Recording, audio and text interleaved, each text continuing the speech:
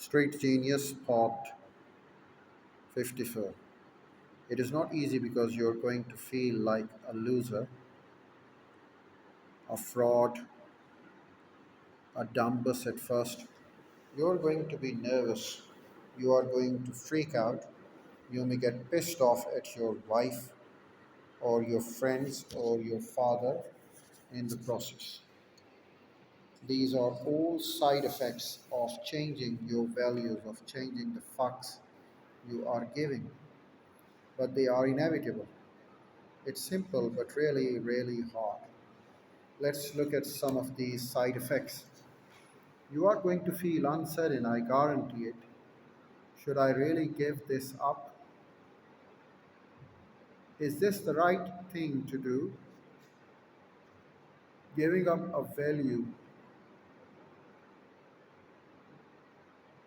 you've depended on for years is going to feel disorienting, as if you don't really know right from wrong anymore. This is hard, but it is normal. Next, you'll feel like a failure. You've spent half your life measuring yourself by that old value. So, when you change your priorities, change your metrics, stop behaving in the same way, you'll fail to meet that old trusted metric and thus immediately feel like some sort of fraud or nobody. This is also normal and also uncomfortable.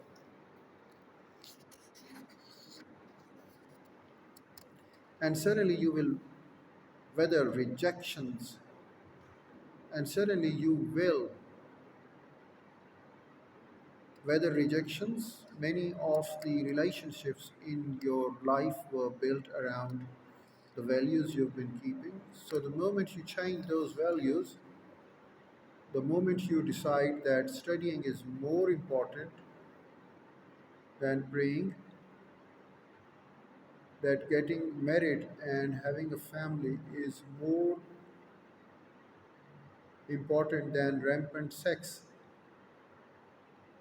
that working a job you believe in is more important than money, your turnaround will reverberate out through your relationships, and many of them will blow up in your face. This too is normal, and this too will be uncomfortable. These are necessary, though painful, side effects of choosing to place your fucks elsewhere, in a place far more important and more worthy of your energies. As you reassess your values, you will be met with internal and external resistance along with the way. More than analyzing, you will feel uncertainty. You will feel uncertain. You will wonder if what you are doing is wrong. But as we'll see, this is a good thing. Now we move on to the next chapter. It is chapter number 6. And chapter number 6 says, "You are wrong about everything, but so am I." Chapter number 6, "You are wrong about everything, but so am I." 500 years ago, cartographers believed that California was an island. Doctors believe that slicing a person's arm opens or causes bleeding anywhere could cure disease. Scientists believe that fire was made out of something called phlogiston. Women believe that rubbing dog urine on their face had anti aging benefits.